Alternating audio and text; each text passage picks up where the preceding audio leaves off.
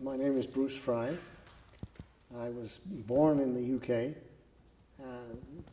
fairly substantial market and industrial town of Watford, which is, I guess, about 50 k's out of London, northwest. So I had my school years there. When you reach a certain age, then you think, university, or shouldn't I? Yes, and I was generally encouraged, and my parents were very supportive of that. I guess the fascinating thing was I had every intention of going to university to study history, which was my favorite school discipline. The advisor at my high school was kind of an interesting coincidence, but he was a Welshman, and he was one of our history teachers, and he said, "Oh, you want to study history? I can recommend a good university." So, University of Wales. Now, as it happens, my mother was herself Welsh, and was born in the Rhondda Valley, just to the north of Cardiff. Although most of her life and her education was in England, because her father died at an early age, and he was a mason.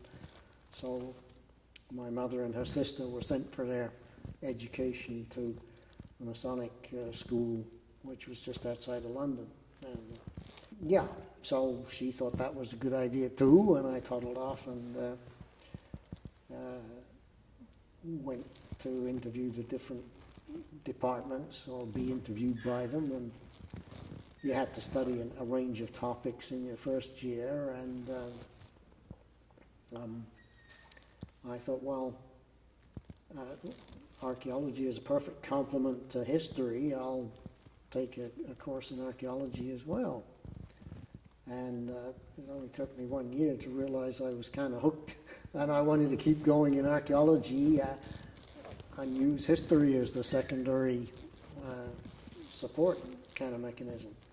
This was always something I wanted to do, and then this opportunity arose because it was certainly not a paying profession in the UK in those days. Opportunity arose to come and work over here, and I thought, well, why not broaden my horizons and get an overseas experience for a year or two?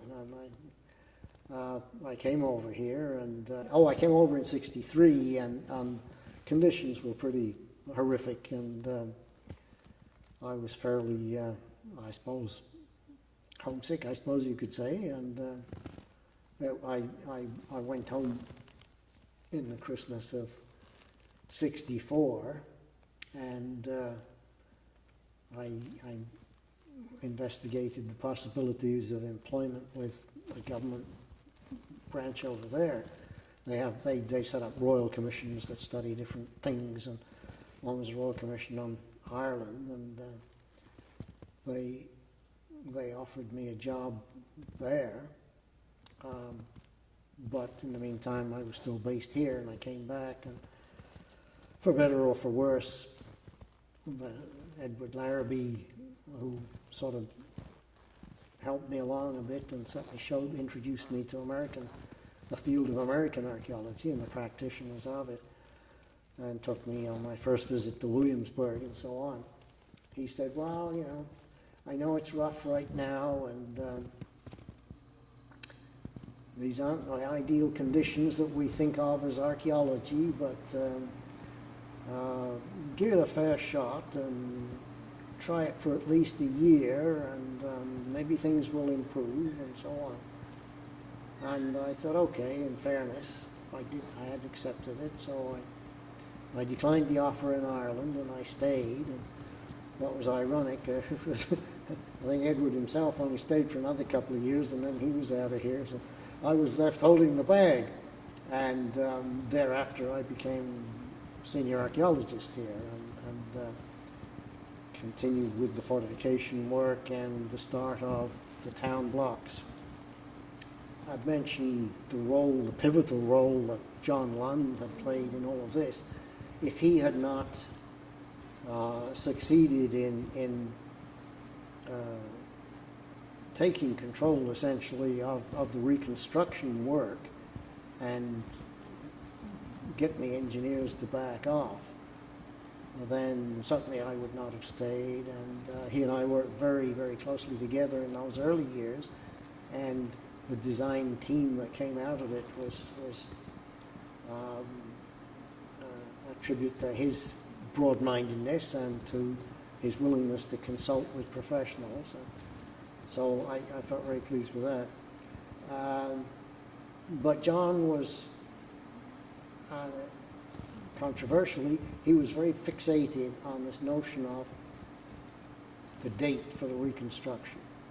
See, when push comes to shove and you're going to put up a building, well, it's got to look like something. You're not going to make it look like an overlaid thing, which you might find with, if you look at the McLennan Model, for instance, that represents different maps from different years, and it's a sort of composite, but you can't do that physically on the ground. So, for instance, on the model, the Dauphin Bastion is shown as completely different from the one that's down there. The reason being that the one with the semicircular battery facing the harbour was completely destroyed in 1745 and never rebuilt in its original form.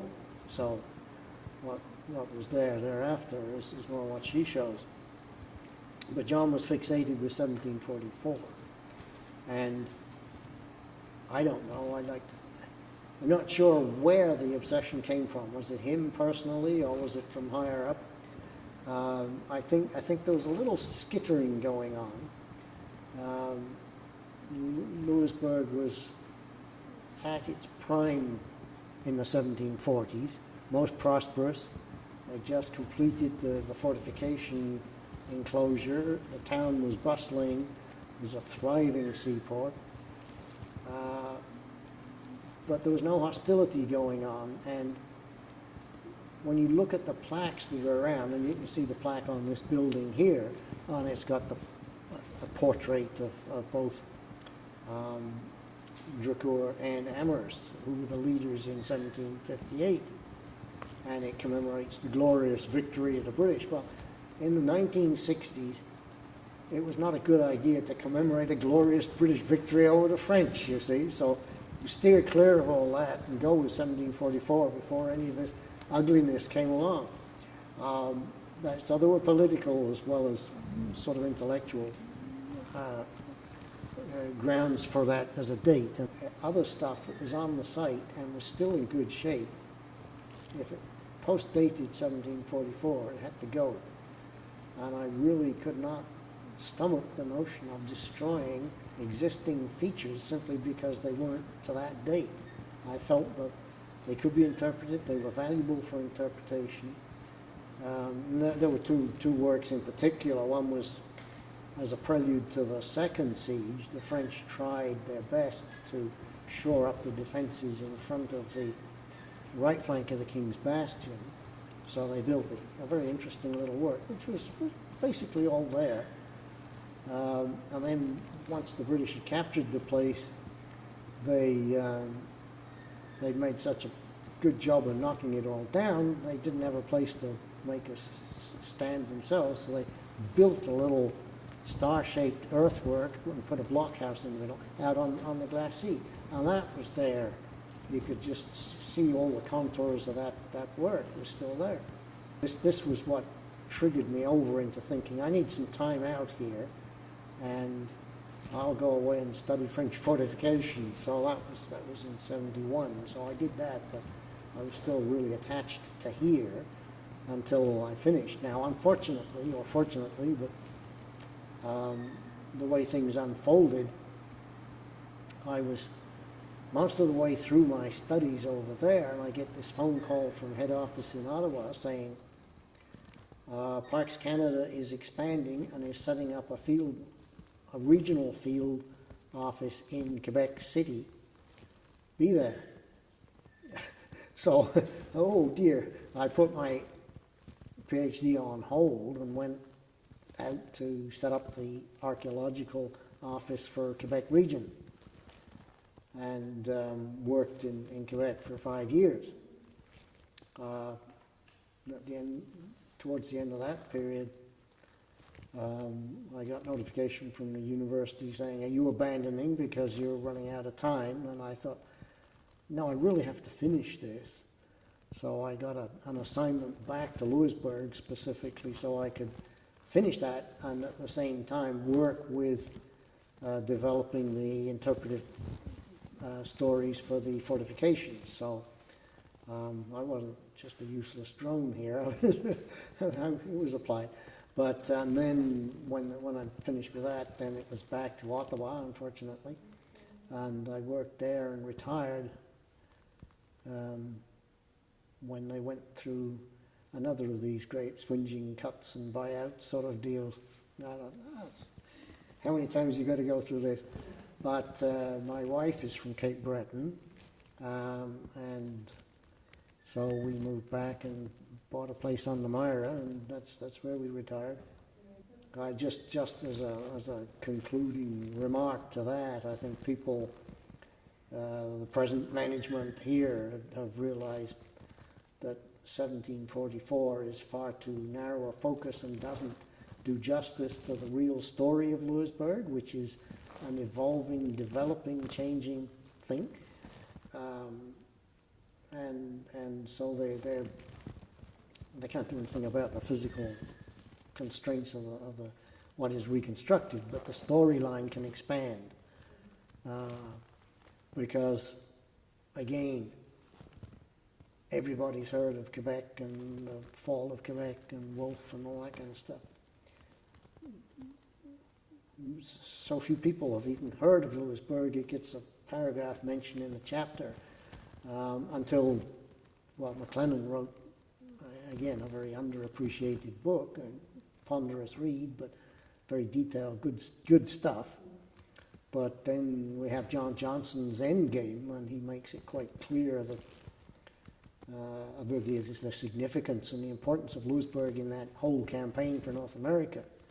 And I go a bit further than he does. He argues largely that the big numbers won out in the end. The Brits were putting so much more resources into it that it was a foregone conclusion. And I tend to think, no, the Brits had a pretty savage kind of parliamentary system. They had barely beaten down Louis XIV and this famous, by the Peace of Utrecht, Louisbourg, etc., etc. But in 1713, a lot of what had been won by military prowess, Duke of Marlborough, was practically given away at the treaty table. And the French look on it and, they didn't get much out of it. Louis was incredibly grateful because he maintained his frontiers, which is what he was after. He maintained jobs for the kids all over Europe. It was a real bargain. And all because suddenly an anti-war sentiment and let's lynch Marlborough kind of campaign arose, Whigs versus Tories, that kind of stuff. Where have we heard that before? And in many respects, it was a huge lost opportunity. Fast forward to 1750s, and the British were not having a good war whatsoever. They'd had failed landings in Europe. They stooged off the coast of La Rochelle for about a year and then finally said, don't think we can make it, and they went home. Public outcry. One of their admirals lost Majorca, so they had to shoot him to encourage the others, as they say. They had major defeats in North America, lost whole armies as well as generals. There was an anti-war sentiment building up in Parliament, and if they hadn't succeeded here, they would have said, stop this nonsense, we're wasting our money, close it down. That's my argument. Now, whether that would have played out, I don't know, but